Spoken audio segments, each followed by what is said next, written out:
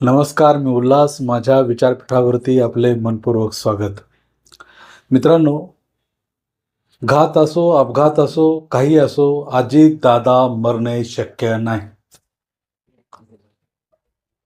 मी असं म्हणतो याला कारण आहे. कारण अजितदादासारखं व्यक्तिमत्व तयार व्हायला खूप काळ जावा लागतो आणि मग ते तावून सलाखून असंख्य अग्निदिव्यातून परीक्षा देऊन व्यक्तिमत्व तयार होतं. कष्ट, त्याग, चिकाटी, मेहनत, संघर्ष, सातत्य, यश, अपयश अशा असंख्य गोष्टीतून जाऊन अशा व्यक्तिमत्वाचा जन्म होतो. आता जवळजवळ एक आठवडा होत आला. अजितदादा आपल्यात नाहीत असं मुळीच आपल्याला वाटत नाही. आज मोबाईल ओपन केला तर सोशल मीडियाच्या माध्यमातून फक्त अजितदादाचे रील आपल्याला पाहायला मिळतात. त्याचबरोबर ती अजितदादांच्या संदर्भामध्ये जे काही परिसंवाद आहेत, चर्चासत्र आहेत, अभिवादनाच्या सभा आहेत, हे आपल्याला सर्वत्र पाहायला मिळतं. अजितदादांचं पोस्टर प्रत्येक गावात, खेड्यात, रानात, वनात प्रत्येक ठिकाणी लागलेलं दिसून येतं. अजितदादांना अभिवादन करण्यासाठी अनेक दूध संस्था, सहकारी संस्था, साखर कारखाने पुढे आलेले आहेत. महाराष्ट्रातल्या प्रत्येक कानाकोपऱ्यामध्ये अजितदादांच्या संदर्भामध्ये आपल्याला काही ना काहीतरी ऐकायला मिळत आहे आणि म्हणून मला मित्रांनो म्हणावंसं वाटतं की अजितदादा हे जिवंत असताना तर प्रसिद्ध होतेच,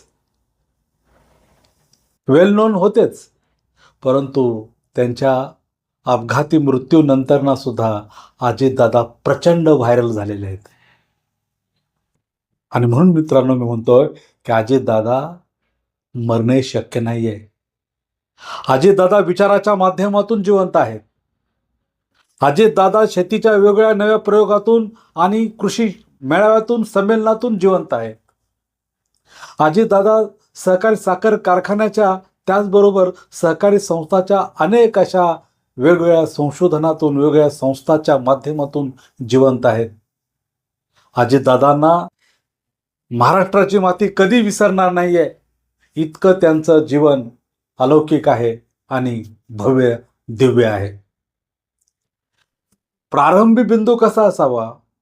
ज्या मातीतून कोंब निर्माण होतो आणि तो वाढतो, फुलतो, फळतो, तशाच पद्धतीने याच मातीमध्ये त्यांचं व्यक्तिमत्व अंकुरित झालं, फुललं आणि त्याचा वेल गगनाला पोहोचला. या व्यक्तिमत्वाच्या संदर्भात बोलत असताना अनेक गोष्टी आपण पाहतो की आता अजितदादा संपले असं काही टीकाकारांकडनं आपल्याला ऐकायला मिळतं. परंतु त्या टीकाकारांना मी सांगू इच्छितो की अशी व्यक्तिमत्व संपत नसतात. त्यांना किती मिटवण्याचा प्रयत्न केला, त्यांना किती संपवण्याचा प्रयत्न केला, तर ते स्प्रिंगसारखे असतात. ते पुन्हा नव्या जोमानं, पुन्हा नव्या पराक्रमानं तुमच्या आमच्या समोर ते कार्यान्वित होतात, असतात. आणि अशाच पद्धतीचं आज आपल्याला चित्र, आज आठवडा झालं, अजितदादा जरी आपल्यात नसले, तरी देहरूपाने जरी ते नसले, तरी विचार स्वरूपानं ते आपल्यामध्ये आणि आपल्या या महाराष्ट्राच्या कणाकणामध्ये आहेत असं म्हटलं तरी वावगं ठरणार नाही. मित्रांनो, महाराष्ट्राच्या प्रश्नाची जाण असणारा शरद पवारांनंतरना जर कोणता नेता असेल तर तो म्हणजे अजितदादा. अजितदादा हे अशा तालमीमध्ये तयार झाले होते की ज्या तालमीमध्ये त्यांनी प्रत्येक जातीतल्या मावळ्यांना पहिलवान करण्याचं काम केलं, बहुजन समाजाला एकत्रित करण्याचं काम केलं. त्यांनी अशा विचाराची गुंफण तयार केली की जिथं जातीपातीला थारा दिला नाहीये. जशी छत्रपती शिवाजी महाराजांनी त्यांच्या सैन्यामध्ये अनेक जातीची, विविध जातीची माणसं गोळा केली, त्यांना घडवलं, त्यांना लढवय्य योद्धा बनवलं, त्याच पद्धतीने महाराष्ट्राच्या मातीत अजितदादा यांनी अनेक अशा बहुजन समाजातल्या अनेक लोकांना अशा ऑपॉर्च्युनिटीज तयार केल्या की ज्या माध्यमातून त्यांना चांगली संधी मिळाली. मग कोण सहकारी बँकेचे चेअरमन झालं, कोण साखर कारखान्यामध्ये डायरेक्टर बॉडीमध्ये गेलं, कोण महाराष्ट्राच्या विधानसभेत लोकसभेत गेलं, कोण या महाराष्ट्राच्या वेगळ्या अशा औद्योगिक सामाजिक शैक्षणिक सांस्कृतिक अशा मंडळामध्ये मोठ्या पदावरती काम करू लागली आणि महाराष्ट्राचं नंदनवन आपल्याला दिसून येतं. नुसतं बारामतीच्या भागातला विकास आपल्याला दिसून येत नाही आहे, तर तमाम महाराष्ट्राच्या कानाकोपऱ्यामध्ये शैक्षणिक संस्थांमध्ये औद्योगिक संस्थांमध्ये आपल्याला एक प्रकारचा अतिशय भव्य आणि दिव्य विकास दिसून येतो. हिंजेवाडीसारख्या ठिकाणी IT हब ज्या पवार साहेबांनी निर्माण केलं, त्याचं नेतृत्व परत अजितदादांनी अतिशय चांगल्या पद्धतीने केलं आणि हिंजवडी IT हबला एक जागतिक स्वरूप देण्यासाठी त्यांनी अहोरात्र प्रयत्न केला. ज्यावेळी पावसाळ्यात त्या ठिकाणी पाणी तुंबलं असायचं, तेव्हा ते सकाळी 6 वाजता त्या ठिकाणी यायचे आणि सर्वांना एकत्रित करून या समस्येवरती प्रॉब्लेमवरती ते सोल्युशन काढायचे आणि तिथल्या रहिवाशांना ते म्हणायचे की तुमच्यामुळे इथल्या संस्था निघून जातील आणि त्या जर निघून गेल्या तर आपल्या पुण्यातली मुलं महाराष्ट्राच्या भारताच्या कानाकोपऱ्यातून येणारी मुलं इथं बेरोजगार होतील. म्हणून मित्रांनो लक्ष द्या, जेवढी तुमची जबाबदारी आहे तेवढी माझीसुद्धा जबाबदारी आहे. मला मदत करा, मला सहकार्य करा. म्हणून ते सकाळी 6 वाजल्यापासून ते रात्री किती वाजेपर्यंत अविरतपणे संघर्ष आणि जनतेच्या सेवेसाठी त्यांनी वाहून घेतलेलं होतं. या व्यक्तिमत्वाच्या गोष्टी आज खऱ्या अर्थाने महाराष्ट्रातल्याच नाही तर भारतातल्या तरुणांसमोर एक आदर्शवत आहेत, आदर्श निर्माण करणारे आहेत. मित्रांनो, अशाच व्यक्तीचा आपण आदर्श घेतो की जो व्यक्ती तुमच्या आमच्या समोर सतत एक प्रकारचं आदर्श व्यक्तिमत्व तयार करून अहोरात्र काम करत असतो. आणि म्हणून हा जरी विचार आपण त्यांच्याकडून घेतला तरीसुद्धा अजितदादा या देशातून नव्हे तर या अवकाशातून अनेक अशा या आपल्या सगळ्यांच्या सहवासातून ते कधीच बाहेर जाऊ शकत नाहीत, कारण त्यांच्या मृत्यूनंतरना ते आता खूप असे जबरदस्त व्यक्तिमत्व म्हणून पुन्हा एकदा ते उदयास आलेले आहेत. त्यांच्याबद्दल अनेक शंका आहेत की ते विमान जसं कोसळलं तेव्हापासून ते आज आणि उद्यासुद्धा जोपर्यंत ब्लॅक बॉक्समधील माहिती पारदर्शकपणे बाहेर येत नाही, या अजितदादांच्या अपघाताचं परीक्षण होत नाही, चिंतन होत नाही आणि ज्या काही घटना घडलेल्या आहेत त्या प्रामाणिकपणे जोपर्यंत समोर येत नाहीत तोपर्यंत महाराष्ट्र हा अस्वस्थ आहे हे सुद्धा नाकारून चालणार नाही. आणि म्हणून मित्रांनो, अजितदादा हे विचाराच्या रूपातून तुमच्या आमच्या मनामध्ये आणि महाराष्ट्राच्या कणामध्ये नक्कीच जिवंत असतील, यात मात्र कोणत्याच पद्धतीची शंका नाही. म्हणून या विषयावरती बोलत असताना मी प्रामुख्यानं म्हटलेलं आहे की अजितदादा मरणे शक्य नाही. अजितदादा हा एक विचार आहे, अजितदादा ही एक क्रांती आहे, अजितदादा ही एक सहकारी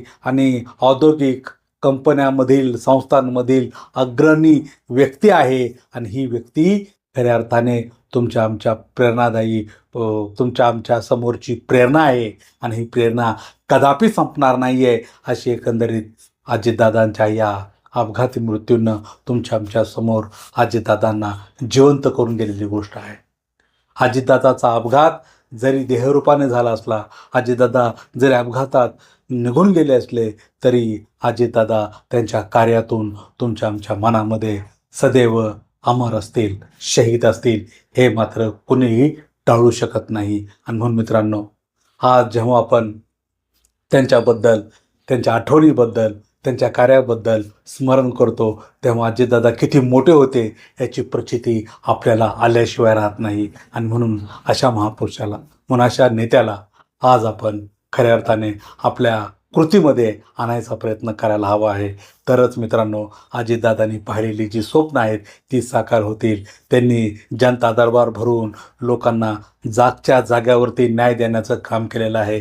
त्याचबरोबर अनेक अशा बेघर लोकांना घरं देण्याचं काम केलेलं आहे. अजितदादांनी अनेक अशा सुशिक्षित बेरोजगार लोकांना नोकरीला लावून अन्न पाण्याची सोय केलेली आहे. त्याचबरोबर अनेक अशा आजारी माणसांनासुद्धा दवाखान्यातला खर्च पूर्णपणे माफ करण्याची व्यवस्था अतिशय चांगल्या पद्धतीने त्यांनी हाताळलेली आहे. असा उपमुख्यमंत्री आणि महाराष्ट्राचं लाडकं व्यक्तिमत्व होणं यानंतर कधीच शक्य होणार नाही आहे, अशी एकंदरीत आपल्याला अजितदादांच्या या अपघाती मृत्यूनंतर ना आपल्याला प्रचिती येते. आणि म्हणून मित्रांनो, ही माणसं ही काळातून हजारो वर्षाच्या काळातून निर्माण झालेली असतात. ही माणसं नुसती माणसं नसतात, तर त्यांच्या कर्तृत्वानं ही माणसं तुमच्या आमच्या समोरचं एक दैवत्व अशा पद्धतीचं बनलेले असतात. ती फक्त शेतकऱ्यांचा आणि कष्टकऱ्यांचा विचार करत नाही आहेत, तर ती ग्रामीण भागाबरोबर शहरी भागातल्या लोकांनासुद्धा काय काय सुविधा हव्या आहेत या बाबतीमध्ये सुद्धा खऱ्या अर्थाने काम करतात. आपण अनेक नेते, अनेक महानेते आपण पाहिलेले आहेत. ते खेड्यामध्ये पंचायत समितीपासून झडपीपर्यंत जातात, तिथंच ते सर्वस्व मानतात. पण त्यापैकी अजितदादा नव्हते. अजितदादांनी ज्या गावातून, ज्या खेड्यातून सुरुवात केली, तिथून ते विधानभवनापर्यंत, लोकभवनापर्यंत पोहोचले. आणि महाराष्ट्र हीच आपली जन्मभूमी आणि कर्मभूमी समजून त्यांनी महाराष्ट्रासाठी वाहून घेतलं. ही वाहणारी माणसं होती, ही लोकांसाठी आयुष्य देणारी माणसं होती. अशा पद्धतीची माणसं पुन्हा जन्माला येतील का नाही आहे यावरती शंका आहे. खऱ्या अर्थाने फुले शाहू आंबेडकर, छत्रपती शिवाजी महाराज, वसंतराव नाईक, त्याचबरोबर यशवंतराव चव्हाण यांच्या विचारधारेतूनही घडलेली ही शेवटची पिढी आपण म्हणू, की ज्या लोकांनी तुमच्या आमच्या कष्टाला, तुमच्या आमच्या दुःखाला आणि तुमच्या आमच्या अन्यायाला न्याय देण्याचं काम केलं. अशा या नेत्याला खऱ्या अर्थाने नुसती श्रद्धांजली वाहून चालणार नाही आहे, तर त्यांनी जे सांगितलेले विचार आहेत ते तेवत ठेवण्याची जबाबदारी तुमच्या आमच्या खांद्यावरती आलेली आहे. आणि म्हणून ते आपण प्रामाणिकपणे पार पाडायला हवे आहे. तरच या महाराष्ट्राचं स्वप्न त्यांनी जे पाहिलेलं होतं ते साकार होईल. आणि ते साकार करण्यासाठी आपण खऱ्या अर्थाने अजितदादांच्या विचारधारेची कास आणि वसा यापुढे नक्कीच राजकारणामध्ये ठेवला पाहिजे.